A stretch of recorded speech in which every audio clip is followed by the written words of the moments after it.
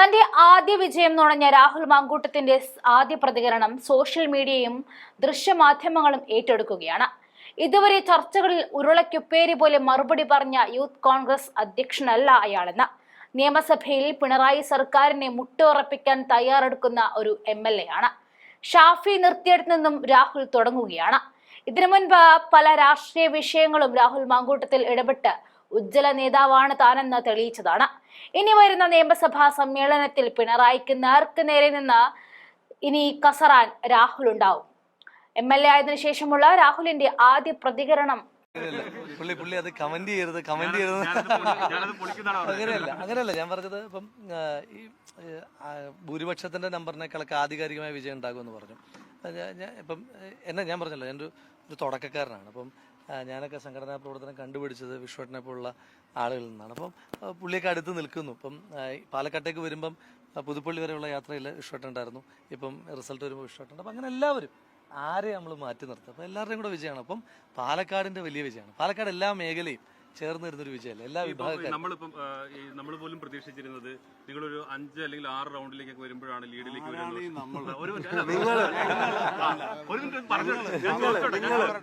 പത്രസമ്മേളനത്തിൽ ചോദ്യത്തിന് ഒരു പ്രസക്തിയില്ല. കാരണം അത്ര റെക്കോർഡ് ഭൂരിപക്ഷമാണ്.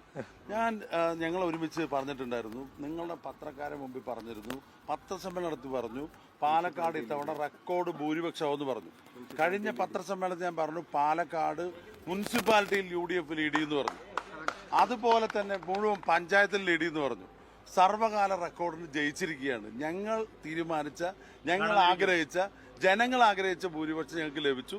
നിങ്ങൾ പലരും പല കണക്കുകൂട്ടലുകളും നടത്തി. ആ കണക്കുകൂട്ടലുകളൊക്കെ തെറ്റി.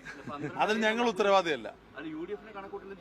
ഇല്ല, അല്ല, ഈ ഇലക്ഷൻ മുമ്പ് രാഹുൽ വന്നതിന് ശേഷം ഞാൻ നടത്തിയ, നിങ്ങളോട് സംസാരിച്ചതൊക്കെ നിങ്ങൾ റെക്കോർഡ് എടുത്തു നോക്ക്. ഷാഫി പറമ്പലിന് കിട്ടിയ ഭൂരിപക്ഷത്തിന്റെ 4 ഇരട്ടി ഭൂരിപക്ഷം കിട്ടും എന്ന് ആധികാരികമായി പലതവണ പറഞ്ഞിട്ടുണ്ട്. നിങ്ങൾ അതൊന്നും മുഖവിലക്ക് എടുത്തില്ല. ഇപ്പോഴെങ്കിലും അതൊന്നും മുഖവിലക്ക് എടുക്കണേ. കുറെ കാലമായില്ലേ എല്ലാ കണക്കുകളും ശ്രീനേട്ടനെ സംബന്ധിച്ചിടത്തോളം അതൊക്കെ ഒരുപാട് പറയാനുണ്ടാവും. തീർച്ചയായിട്ടും പാലക്കാടിനെ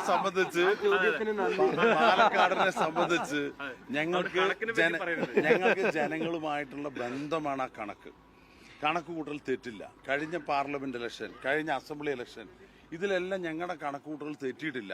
അല്പസ്വല്പം വ്യത്യാസം വന്നത് വലിയൊരു ഭൂകമ്പം സ്ഥാനാർത്ഥിയെ കൊണ്ടുവന്നപ്പോഴാണ്. ഇപ്പോൾ മുമ്പ് കഴിഞ്ഞ 5 തെരഞ്ഞെടുപ്പിൽ നിങ്ങൾ നോക്കിക്കോ, UDFിനോടൊപ്പം ഇത്രയും മതേതര മനസ്സോടുകൂടി ഉറച്ചു നിന്ന ഒരുപാട് വെല്ലുവിളികളും പുകമറകളും വിവാദങ്ങളും ഉണ്ടായിട്ടും ഞങ്ങളോടൊപ്പം നിന്ന് ജനങ്ങളോടുള്ള ഞങ്ങളുടെ ബന്ധമാണ്. 14 വർഷം ഇവിടെ MLA ആയ ഷാഫി പറമ്പലിന്റെ ബന്ധമാണ്. ഞാൻ ഇവിടെ 6 വർഷമായിട്ടുള്ളൂ MP ആയിട്ടെങ്കിലും, 6 വർഷം ആയിട്ടില്ല, 5.5 ആയിട്ടുള്ളൂ. ജനങ്ങളോടൊപ്പം ഈ ജില്ല മുഴുവൻ സഞ്ചരിച്ച് അവരുടെ പ്രയാസങ്ങൾ മനസ്സിലാക്കിയതാണ്. ഞാൻ ജയ്ഹോ പദയാത്ര. അത് മാത്രമല്ല, രാഹുലും വളരെ ചെറുപ്പത്തിൽ തന്നെ സാധാരണക്കാരുടെ പ്രയാസങ്ങളും പ്രശ്നങ്ങളും ഏറ്റെടുത്ത് പ്രവർത്തിച്ച ആളാണ്. ആ ഒരു തെളിമ രാഹുലിനുണ്ടാകും. പാലക്കാട് നൽകിയ ഭൂരിപക്ഷം അതാണ് തെളിയിക്കുന്നത്. ഞങ്ങൾ ഒരിക്കലും ഒരു വിവാദം ഉണ്ടാക്കാനോ വ്യക്തിഹത്യ ചെയ്യാനോ ഒരു സ്ഥാനാർത്ഥി അപകീർത്തിപ്പെടുത്താനോ നിന്നിട്ടില്ല. ഞങ്ങൾ എന്തെല്ലാം കേട്ടു, ഞങ്ങൾ എന്തെല്ലാം സഹിച്ചു, ഇതെല്ലാം ജനങ്ങൾ നോക്കിക്കാണുന്നുണ്ട്. ഞങ്ങൾ മറുപടി പറഞ്ഞു. അത് യാഥാർത്ഥ്യമായിരിക്കുകയാണ്. നിങ്ങളുടെ എല്ലാവരുടെയും സഹകരണത്തിന് പ്രത്യേകമായി നന്ദി. ഇലക്ഷൻ കമ്മിറ്റിയുടെ ചെയർമാൻ എന്നുള്ള നിലയ്ക്ക് പ്രത്യേകമായ നന്ദി ഞങ്ങളെ ദ്രോഹിച്ചവരോടും ഞങ്ങൾ രേഖപ്പെടുത്തി. BJPക്ക് വലിയൊരു തിരിച്ചടി ഉണ്ടായിട്ടുണ്ട്. അപ്പം അതോടൊപ്പം തന്നെ വലിയൊരു വോട്ട് വീതം നിങ്ങൾക്ക് BJPയുടെ കേന്ദ്രങ്ങളിൽ നിന്നുണ്ട്. അത് ഈ സന്ദീപ് വാര്യർ പോകുന്നതുകൊണ്ട് മാത്രമാണോ, അതല്ലെങ്കിൽ അനുകൂല? അല്ല, അതും ഒരു ഘടകം തന്നെയാണ്. പക്ഷേ പാലക്കാട്ടെ BJPയുടെ മുഖം എന്താണ്? ഇവിടെ വേറെ സ്ഥാനാർത്ഥികളും മത്സരിക്കാനില്ലേ? എന്നും ഒരു സ്ഥാനാർത്ഥിയാണ്. നഗരസഭയിൽ ഒരു സ്ഥാനാർത്ഥി, നിയമസഭയിൽ ഒരു സ്ഥാനാർത്ഥി, പാർലമെന്റിൽ ഒരു സ്ഥാനാർത്ഥി. ജനങ്ങൾ കണ്ടു മടുത്തില്ലേ? അത് മാത്രമല്ല, അതിൻ്റെ അകത്തുള്ള ആഭ്യന്തര കുഴപ്പം എത്രയാ? എവിടെ ഭൂരിപക്ഷം പറഞ്ഞത്? ഈ 11 മണിക്ക് എന്നെ ചാനലിന് ചർച്ചയ്ക്ക് വിളിച്ചോ എന്ന് പറഞ്ഞാൽ നമ്മുടെ സുരേട്ടൻ എവിടെയുണ്ട്? അത് രാഹുൽ 3ാമത്തെ. ഞാനപ്പോ പറഞ്ഞു ഉള്ളി തോല് പൊളിച്ചതുപോലെയാവെന്ന് പറഞ്ഞില്ലേ? ഇപ്പൊ ആയില്ലേ? അപ്പൊ അതാണ്, ഞങ്ങൾ ജനങ്ങളായിട്ട് ബന്ധമുണ്ട്. അവർ മാഫിയകളായിട്ട് ബന്ധമുള്ളവരാണ്. അവർക്ക് ജനങ്ങളായിട്ട് ബന്ധമില്ല. ഈ നഗരസഭ 9 വർഷമായിട്ട് ഭരിക്കുന്നു. ഇവിടെ ജീവിക്കുന്നവർക്ക് അറിയാം എത്ര പ്രയാസം, റോഡുകളുടെ കാര്യം, എല്ലാ അർത്ഥത്തിലും കുടിവെള്ളത്തിന്റെ കാര്യം, എത്ര ഫണ്ട് കിട്ടി, അതെല്ലാം വെട്ടിപ്പടത്തി പൂർത്തിയാകാത്ത വികസനങ്ങൾ കണ്ണിന്റെ മുമ്പിൽ കിടക്കുക. പിന്നെയാണ് വികസനത്തിന്റെ പൂക്കാലം എന്ന് പറഞ്ഞ് കേന്ദ്രമന്ത്രി ഒന്ന് പ്രസംഗിച്ച അത് ഉൾക്കൊള്ളാൻ മാത്രം വിഡ്ഢികളല്ലോ പാലക്കാട്ടെ ജനങ്ങൾ. അത് തിരിച്ചറിഞ്ഞു. BJPക്ക് ഇതുപോലെ കണക്കിന് പ്രഹരം കിട്ടിയ ഒരു തെരഞ്ഞെടുപ്പ് അടുത്ത കാലത്തൊന്നും ഉണ്ടായിട്ടില്ല. തൃശൂർ പൂരം കലക്കിയതിന് പാലക്കാട്ട് വെടിക്കെട്ടോട് കൂടിയിട്ടാണ് ജനങ്ങൾ മറുപടി കൊടുത്തിരിക്കുന്നത്.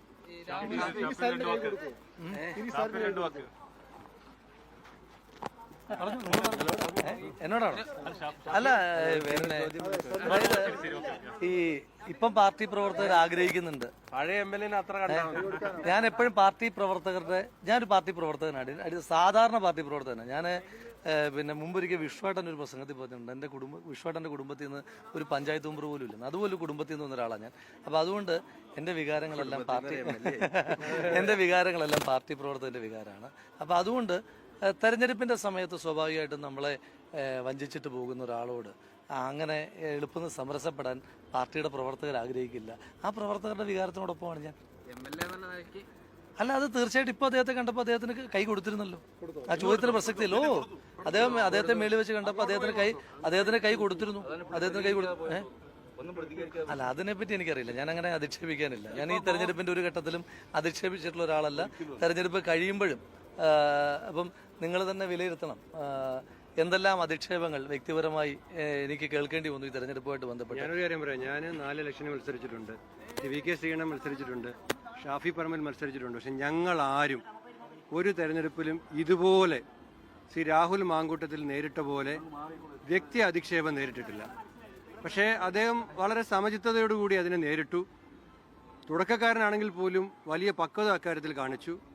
പാർട്ടിയും മുന്നണിയും MP ആണെങ്കിലും MLA 2 MPമാരും അവരും മര്യാദ വിടാതെ അതിനോട് പ്രതികരിച്ചു. പക്ഷെ ഞങ്ങൾ അനുഭവിച്ച പ്രയാസം, ഞങ്ങൾ നേരിട്ട പ്രതിസന്ധി, വ്യാജ ആരോപണങ്ങൾ, വ്യക്തി അധിക്ഷേപം, അത് ഞാൻ പ്രത്യേകമായി രാഹുലിനെ പ്രത്യേകമായിട്ട് അഭിനന്ദിക്കുകയാണ്. കാരണം ആ സമനില ആരുടെ ആണെങ്കിലും നഷ്ടപ്പെടുന്ന തരത്തിലായിരുന്നു. പക്ഷെ സമചിത്തതയോടുകൂടി അദ്ദേഹം അതിനെ നേരിട്ടു. ഒരു തെരഞ്ഞെടുപ്പിന്റെ മധ്യത്തിൽ നിങ്ങൾ എന്താ പറഞ്ഞത്? ഞാൻ അതിനെപ്പറ്റി ഇപ്പോഴും കമന്റ് ചെയ്യാൻ ഉദ്ദേശിക്കുന്നില്ല. നിങ്ങൾ എന്നെ കള്ളപ്പണക്കാരനാക്കിയില്ലേ? ഒരു തെരഞ്ഞെടുപ്പിന്റെ മധ്യത്തിലല്ലേ? ഒരു സ്ഥാനാർത്ഥിയോട് അങ്ങനെ ചെയ്യാൻ പാടുണ്ടോ? ഒരു മനുഷ്യനോട് അങ്ങനെ ചെയ്യാൻ പാടുണ്ടോ? കള്ളപ്പണ ഇടപാടുകാരനാക്കിയില്ലേ? അതൊക്കെ പാലക്കാട്ടെ ജനം കാണുമെന്ന് ഞാൻ അന്നേ പറഞ്ഞില്ലേ? സ്ഥാനാർത്ഥികൾ എന്നെ കുട്ടിക്കുരങ്ങാന്ന് വിളിച്ചില്ലേ? സ്ഥിരബുദ്ധി ഇല്ലാത്തവരെന്ന് വിളിച്ചില്ലേ? ഞാൻ അന്നൊന്നും പ്രതികരിച്ചില്ലല്ലോ. എനിക്കന്ന് വേണമെങ്കിൽ വന്ന് അതിവൈകാരികമായി നിങ്ങളുടെ മുന്നിൽ പൊട്ടിക്കരയും. ഞാൻ കരഞ്ഞില്ലല്ലോ.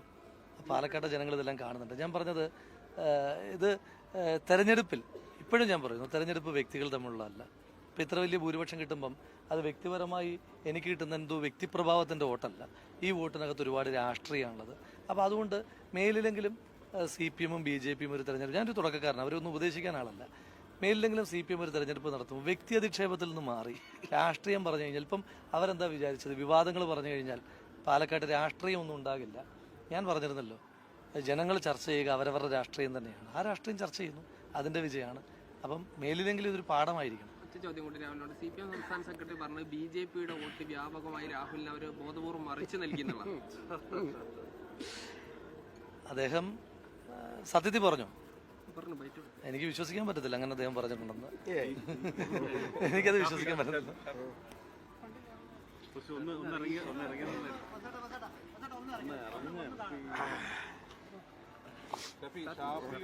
ഷാഫിയുടെ നോമിനിയാണ് എന്നുള്ളതായിരുന്നു രാഹുൽ ആദ്യം കേട്ടപ്പോൾ. ഇനി അത് വിടാൻ തീരുമാനിച്ചു. പാലക്കാട്ടെ ജനങ്ങളുടെ നോമിനിയായി ഇപ്പൊ സർട്ടിഫിക്കറ്റ് ഒപ്പിട്ട് മേടിച്ചു. അതിനകത്ത് ആ ചോദ്യത്തിന് ഞാനൊരു മറുപടി പറയാം. ഞാനല്ലോ സ്ഥാനാർത്ഥി എന്ന നിലയിൽ പോയത്. CPM എനിക്ക് ചെയ്തു തന്ന, BJP എനിക്ക് ചെയ്തു തന്ന ഒരു സ്ഥാനാർത്ഥി എന്ന നിലയിൽ ഏറ്റവും വലിയ സഹായം ഷാഫി പറമ്പിലിന്റെ നോമിനി എന്നാണ്. പരാതി ശ്രീകണ്ഠന്റെ നോമിനി എന്നും കൂടെ പറഞ്ഞില്ല എന്നുള്ളതാണ്. കാരണം ഒരു സിറ്റിംഗ് MLA ആണല്ലോ, ഒരു തെരഞ്ഞെടുപ്പ് നടത്തി ഞങ്ങൾ തമ്മിലുള്ള വ്യക്തിപരമായ ബന്ധം പാലക്കാട്ടെ മുഴുവൻ ആളുകൾക്ക് അറിയില്ല. ഞങ്ങളൊരു ഒരുമിച്ച് പ്രചരണം നടത്തി ഒരു 5-6 ദിവസം കൊണ്ട് ഞങ്ങൾ തമ്മിലുള്ള ബന്ധം പ്രൂവ് ചെയ്യേണ്ടത് അവർ തുടക്കത്തിൽ തന്നെ ചെയ്തു തന്നതിനകത്തുള്ള സഹായവും നന്ദിയും ഞാൻ മറക്കത്തില്ല. അപ്പം മുൻപോട്ടായാലും അത് ശ്രീകണ്ഠന്റെയും ഷാഫി പറമ്പിലിന്റെ നോമിനി ഇഷ്ടപ്പെടുന്ന ആളുകൾക്ക് കുറച്ചുകൂടി ഗുണമായി. പിന്നെ അതില്ലെങ്കിൽ എത്ര പ്രചണ്ഡ പ്രചരണം നടത്തണം? അയാൾക്ക് എന്നോട് താല്പര്യം ഉണ്ടെന്ന് സ്ഥാപിക്കാൻ എന്തോരം പ്രചരണം ഞങ്ങൾ ഒരുമിച്ച് നടത്തണമായിരുന്നു. അതുണ്ടായില്ലല്ലോ. അത് ആ സഹായം, ആ പ്രചരണത്തിന്റെ ഫസ്റ്റ് പുള്ള് തന്നതിനകത്ത് എനിക്ക് ഇപ്പോഴും പ്രയാസം. ശ്രീകണ്ഠന്റെ നോമിനിയും കൂടെ തുടക്കത്തിൽ തൊട്ട് പറഞ്ഞിരുന്നെങ്കിൽ ഒരു സന്തോഷം ഉണ്ടായിരുന്നു. അല്ല, ഞങ്ങൾ ഈ മറ്റേ തമിഴ് സിനിമയിൽ പറഞ്ഞ പോലെ വീഴുവൻ എൻ്റെ നെനത്തായോ എന്ന് ചോദിച്ച പോലെ ഞങ്ങൾ ചോദിക്കാൻ നനച്ച വഴിയെ പോയി കിടച്ച വണ്ടി കിട്ടിയ ആളാണ്. ഇത് ഇവരെല്ലാ കാര്യങ്ങളും പറഞ്ഞു കഴിഞ്ഞു. ഞാൻ എൻ്റെ ആദ്യത്തെ സ്റ്റേറ്റ്മെന്റ്, ഇത് പാലക്കാടിന്റെ രാഷ്ട്രീയ വിജയമാണ്, പാലക്കാടിന്റെ മതേതര വിജയമാണ്, പാലക്കാടിന്റെ രാഷ്ട്രീയ ബോധത്തിന്റെയും മതേതര മൂല്യങ്ങളുടെയും വിജയമാണിത്. ഞങ്ങളെല്ലാവരും നിങ്ങളോട് പറഞ്ഞിരുന്നു, ടി വിയിലെ കൊടുങ്കാറ്റല്ല 23-ന്റെ റിസൾട്ട് എന്ന്. ഇതേ വാചകം നമ്മൾ പറഞ്ഞിരുന്നു, കൃത്യമായിട്ട് പറഞ്ഞിരുന്നു. അതിൽ പിന്നെ ചില ചാനലുകളോടൊക്കെ പ്രത്യേകിച്ചും പിന്നെ പറയാൻ ഞാൻ ആഗ്രഹിക്കുകയും ചെയ്തായിരുന്നു. ഞാൻ തൊട്ടായിരുന്നു. വേറെ ഒന്നും ഉണ്ടായിട്ടല്ല. വേറെ ഇപ്പം ഞങ്ങൾക്ക് എതിരെ വാർത്ത വരുന്നതിൻ്റെയോ അല്ലെങ്കിൽ വിമർശനങ്ങളിൽ അങ്ങനെ അസഹിഷ്ണുതയുള്ള ആളുകളല്ല. നിങ്ങൾ നിരന്തരം ഞങ്ങളെ വിമർശിക്കാറുണ്ട്. പക്ഷേ ഒരു തരം പിന്നെ വേട്ടയാടുന്നത് പോലെ തരത്തിലുള്ള ഒരു പ്രചരണങ്ങൾക്ക് ഇപ്പം ചിലർ പെട്ടിയൊക്കെ റീക്രിയേറ്റ് ചെയ്യുന്നതൊക്കെ കണ്ടായിരുന്നു. ഞാനൊരു ദിവസം അവിടെ ചെന്നപ്പോൾ റീക്രിയേറ്റ് ചെയ്യുന്ന അപ്പം അന്നൊക്കെ ഞങ്ങൾ പറഞ്ഞത് ജനങ്ങൾ ഇതെല്ലാം നോട്ട് ചെയ്യുന്നുണ്ടെന്ന് തന്നെ. രണ്ടാമത് അപ്പോൾ പിന്നെ മാധ്യമങ്ങൾ ചോദിച്ചൊരു ചോദ്യം, ഇവിടുത്തെ ഇലക്ഷന്റെ സ്ട്രാറ്റജി നിശ്ചയിക്കുന്ന കാര്യത്തിൽ നിങ്ങൾ പരാജയപ്പെട്ടില്ലേ, അവർ മുൻപന്തിയിൽ വന്നില്ലേ, ഈ വിവാദങ്ങളൊക്കെ ആന്റി ഗവൺമെന്റ് പോളിസികൾ ചർച്ച ചെയ്യുന്നതിന് ഒളിച്ചോടാൻ അവർക്ക് സഹായകമായില്ലേ. അപ്പോഴും ഞങ്ങൾ പറഞ്ഞു, മാധ്യമങ്ങളിൽ ഇടങ്ങളിൽ ചിലപ്പോൾ വാർത്തകളിൽ flash news, but never in people's mind, ജനങ്ങളുടെ മനസ്സിൽ അതൊന്നും മാറിയിട്ടില്ല എന്നുള്ളത് കൃത്യമായി പറഞ്ഞു. പിന്നെ BJPയെ പാലക്കാട് നിന്ന് മാറ്റാൻ പാലക്കാട്ടെ ജനങ്ങൾ തീരുമാനിച്ചിട്ടുണ്ട്. ഇനി നഗരഭരണം ഉൾപ്പെടെയുള്ള കാര്യങ്ങളിൽ പാലക്കാട്ടെ ജനത ഒരു തീരുമാനം എടുത്തിട്ടുണ്ട്. BJPയുടെ CPM-മായി ചേർന്ന് നടത്തുന്ന ധിക്കാരവും അഹന്തയും അതുപോലെ തന്നെ ഈ പറയുന്ന വ്യക്തി ആക്ഷേപങ്ങൾക്ക് അവരെല്ലാവരും കൂട്ടുകൂടിയത്. യഥാർത്ഥത്തിൽ BJP പരാജയപ്പെട്ടു, CPM പരാജയപ്പെട്ടു എന്ന് പറയുന്ന പോലെ തന്നെ പാലക്കാട് CJP പരാജയപ്പെട്ടു എന്നും കൂടെ പറയേണ്ടതാണ്. ആ കാര്യത്തിലും സംശയമില്ല. രണ്ടുപേരും നടത്തിയ വർഗീയ, ഞാൻ ഒറ്റ കാര്യം മാത്രം പറയാന്ന്, വടകരയിലെ കാഫിറും ഇവിടുത്തെ പത്രപരസ്യമൊക്കെ ആ വഴി CPM ഇനിയെങ്കിലും ഉപേക്ഷിക്കാൻ തയ്യാറാവണം.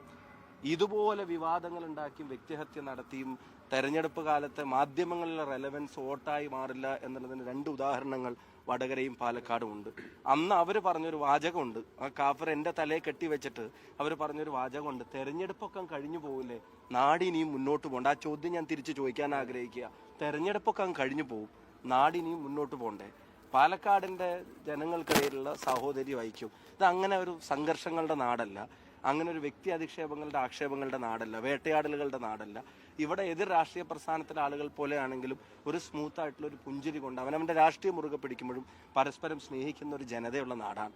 ആ സ്നേഹത്തെ കളങ്കപ്പെടുത്താൻ ആരെയും അനുവദിക്കില്ല എന്ന ജനതയുടെ തീരുമാനമാണ്. ഇനി ഒരു കാര്യം കൂടെ ഞാൻ പറയാം, ദയവ് ഇത് ഈ തെരഞ്ഞെടുപ്പിനെ ജാതിയുടെയും മതത്തിൻ്റെയും അക്കൗണ്ടുകളിലേക്കും കള്ളികളിലേക്കും മരിച്ചു വെക്കാൻ അവർ തയ്യാറാവരുത്. പറയാൻ മറ്റൊന്നും ഇല്ലാത്തതിൻ്റെ പ്രയാസം തീർക്കാൻ ഇനി കള്ളി വരച്ച് കമ്പാർട്ട്മെന്റ് വരച്ചിട്ട് അതിനെ തിരിക്കാൻ തയ്യാറാവരുത്. കാരണം ഞങ്ങൾക്ക് മൂത്താന്തറയിൽ നിന്നും ചക്കാന്തറയിൽ നിന്നും മേപ്പറമ്പിൽ നിന്നും ഒക്കെ ഞാൻ കോട്ട് കൂടിയിട്ടുണ്ട്. എല്ലായിടത്തും ഞാൻ കോട്ട് കൂടിയിട്ടേ ഉള്ളൂ അല്ലേ. ഞങ്ങൾക്ക് നോർത്തിലും സൗത്തിലും ഈസ്റ്റിലും വെസ്റ്റിലും വരെ ഞങ്ങൾ കോട്ട് കൂടിയിട്ടുണ്ട്. അപ്പൊ ഞങ്ങളുടെ വോട്ട് വർദ്ധിച്ച ഇടങ്ങൾക്ക് ജാതിയുടെ വേർതിരിവുകളില്ല, മതത്തിന്റെ കമ്പാർട്ട്മെന്റുകളില്ല. പാലക്കാട്ടെ ജനതയുടെ സ്നേഹം പോലെ വിശാലമായിട്ടാണ് ഇത്തവണ തെരഞ്ഞെടുപ്പിൽ രാഹുൽ മാങ്കൂട്ടത്തിൽ ചരിത്ര ഭൂരിപക്ഷത്തോടെ പാലക്കാട് നിന്ന് കേരള നിയമസഭയിലേക്ക് പോകുന്നത്. കഴിഞ്ഞ ദിവസം ചില കണക്കൂട്ടുകളൊക്കെ കഴിഞ്ഞ് ആശങ്കയാണോ ബുദ്ധിമുട്ടാണോ എന്നൊക്കെ ചോദിച്ചപ്പോൾ നിങ്ങളോട് പറഞ്ഞിരുന്നു, ഒരാൾ പാലക്കാട് നിന്ന് ഈ തെരഞ്ഞെടുപ്പിൽ ജയിച്ച് നിയമസഭയിലേക്ക് പോകുമെങ്കിൽ അത് രാഹുൽ മാങ്കൂട്ടത്തിലായിരിക്കും എന്നുള്ളത് ജനങ്ങളുടെ സ്നേഹം കണ്ടിട്ട് പറഞ്ഞതാണ്, ഞങ്ങളുടെ ആരെയും അഹങ്കാരം പറഞ്ഞതല്ല. ആ ജനതയ്ക്ക് ഈ വിജയം സമ്മാനിക്കുന്നു. പാലക്കാട്ടെ ജനങ്ങളുടെ വിജയമാണ്. ഞങ്ങളുടെ എല്ലാവരുടെയും മേലെ, സ്ഥാനാർത്ഥിയുടെ മേലെ, പാർട്ടിയുടെ മേലെ, മുന്നണിയുടെ മേലെ ഇത് പാലക്കാട്ടെ ജനങ്ങളുടെ വിജയമാണ്. അവർക്കിത് സമർപ്പിക്കുന്നു. അവരോടുള്ള നന്ദി 2011 മുതൽ ഇപ്പതായി 24 വരെയുള്ള ഈ തെരഞ്ഞെടുപ്പിൽ ഞങ്ങളെ താഴെ വീഴാതെ നോക്കി പിടിച്ചു നിർത്തിയത് പാലക്കാട്ടെ ജനങ്ങളാണ്. അത് ഒരിക്കലും മറക്കാൻ പറ്റില്ല. ഒപ്പം ഞാൻ ഒരു വരിയും കൂടെ ചേർത്ത് പറയാൻ ആഗ്രഹിക്കുന്നു. ജയിച്ചു കഴിഞ്ഞിട്ടാണെങ്കിലും പാലക്കാട്ടെ തെരഞ്ഞെടുപ്പിന്റെ അജണ്ട വെച്ചിട്ട് കുറച്ചു ദിവസം ഞാൻ നിരന്തരം പാലക്കാട്ടേക്ക് വന്നിട്ട്, ഞാൻ ഇന്നലെ വടകര പോയിരുന്നു. അവിടെ ചെന്നിറങ്ങിയപ്പോൾ അവിടുത്തെ ആൾക്കാർ ഒരു 2 ആഴ്ചയായിട്ട് ഇവിടെ കണ്ടില്ലല്ലോ എന്നല്ല എന്നോട് ചോദിച്ചത്, പാലക്കാട് ജയിച്ചിട്ടല്ലേ ഇനി ഇങ്ങോട്ട് തിരിച്ചു വരുള്ളൂ എന്നാണ് വടകരക്കാരും ചോദിച്ചത്. അപ്പോൾ അവരോടുള്ള നന്ദി അറിയിക്കുന്നു. ജനങ്ങളാണ് രാഷ്ട്രീയത്തിൽ വരുത്.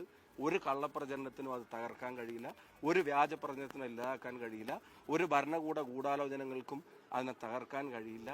ഒരു തരത്തിലുള്ള അധിക്ഷേപങ്ങൾക്ക് മുമ്പിലും ജനങ്ങളുടെ ശക്തി അലിഞ്ഞില്ലാതാവുകയില്ല. തുടർച്ചയായിട്ട് വരുന്ന ഒരു തെരഞ്ഞെടുപ്പ് വടകരയിലേക്ക് മാറിയപ്പോൾ വന്നപ്പോൾ തെരഞ്ഞെടുപ്പാണ്. അപ്പോൾ ഈ പ്രചരണ ഘട്ടത്തിൽ ഒരുപാട് വിവാദങ്ങളും ഒക്കെ വന്ന സമയത്ത് ഏതെങ്കിലും ഘട്ടത്തിൽ എനിക്ക് ശേഷം വരേണ്ട ഒരാൾ തീർച്ചയായും ജയിക്കണം, ഞാനൊരു സമ്മർദ്ദത്തിലേക്ക് പോകുന്നെന്ന് ഏതെങ്കിലും ഘട്ടത്തിൽ തോന്നിയിരുന്നു? അല്ല, ജയിക്കണം എന്നുള്ളത് ഞാൻ ഇവിടുന്ന് പോയി അവിടെ ജയിച്ചപ്പോൾ തൊട്ടുള്ള ആഗ്രഹം അതാണല്ലോ. അത് ഒരു ഘട്ടത്തിലല്ല, എല്ലാ ഘട്ടത്തിലും ജയിക്കണം തന്നെയാണ് ആഗ്രഹം. അത് കേവലം വ്യക്തിപരമായിട്ടുള്ള എന്റെ പിന്തുടർച്ച അവകാശം എന്നുള്ളത്. വിവാദങ്ങൾ നിരന്തരം ഉണ്ടാവുമ്പോഴും ഞങ്ങൾ നിങ്ങളോട് നടത്തിയ പ്രതികരണങ്ങളൊക്കെ നിങ്ങളുടെ മുമ്പിലില്ലേ? നിങ്ങളുടെ ആർക്കൈവ്സിൽ അത് കൃത്യമായിട്ട് ഉണ്ടാവുമല്ലോ. ഞങ്ങൾ പറഞ്ഞത് എന്താ? ഇതല്ല പാലക്കാട്ടെ ഇലക്ഷൻ അജണ്ട, ഇതൊന്നും പാലക്കാട്ടെ തെരഞ്ഞെടുപ്പിന്റെ ജനവിധിയെ ബാധിക്കില്ല എന്നുള്ളത് കൃത്യമായിട്ട് ഞങ്ങൾ പറഞ്ഞു വെച്ചിട്ടുണ്ടായിരുന്നില്ലേ? അത് എന്തിനുള്ള ശ്രമമായിരുന്നു എന്നുള്ളത് ജനങ്ങളോട് കമ്മ്യൂണിക്കേറ്റ് ചെയ്യാൻ ഞങ്ങൾക്ക് പറ്റി. രണ്ട്, ഇവരുടെ രണ്ടുപേരുടെയും ഒരേ സ്വരം, അത് കേരള രാഷ്ട്രീയം ശ്രദ്ധിക്കേണ്ടതാണ്. ഞാൻ അവസാനിപ്പിക്കുകയാണ്. കേരള രാഷ്ട്രീയം ശ്രദ്ധിക്കേണ്ടത് ഇത്തരം കാര്യങ്ങൾ വരുമ്പോൾ BJPയുടെ അതേ ശബ്ദത്തിൽ CPM-ഉം കേരളത്തിൽ സംസാരിച്ചു തുടങ്ങുന്നു. അത് ഇവിടുത്തെ പത്രപരസ്യം, മുഖ്യമന്ത്രിയുടെ പ്രചരണം, അതുപോലെ തന്നെ അവരെടുത്ത നിലപാടുകൾ, ഇവിടെ ഒരു മന്ത്രിയൊക്കെ നടത്തിയ പ്രവർത്തനങ്ങളും ആക്ഷേപങ്ങൾക്കൊക്കെ കയ്യും കണക്കും ഉണ്ടോ? ഒരു മന്ത്രി നേരിട്ട് നിന്നിട്ടാണ് ഇത്തരം തിരക്കഥകൾക്കെല്ലാം നേതൃത്വം നൽകിയത്. അതിനോട് കൂട്ടുകൂടിയിട്ട് ഞാൻ അവിടെ പറഞ്ഞ വാചകമാണ്, ആ സംഘനൃത്തത്തിൽ BJP ആ ഗ്രൂപ്പ് ഡാൻസിൽ ഇവരോടൊപ്പം ചേർന്നു. അത് കേരള രാഷ്ട്രീയം ശ്രദ്ധിക്കേണ്ട ഒന്നാണ്, CPM പ്രവർത്തകരും ശ്രദ്ധിക്കേണ്ട ഒന്നാണ്. ഒരു സംശയ കാര്യത്തിൽ വേണ്ട. അപകടകരമായ ആ പ്രവണതയെ കേരളത്തിന്റെ ജനാധിപത്യ മനസ്സ് അംഗീകരിക്കില്ല എന്നുള്ള വിധിയെഴുത്താണ് 18,840.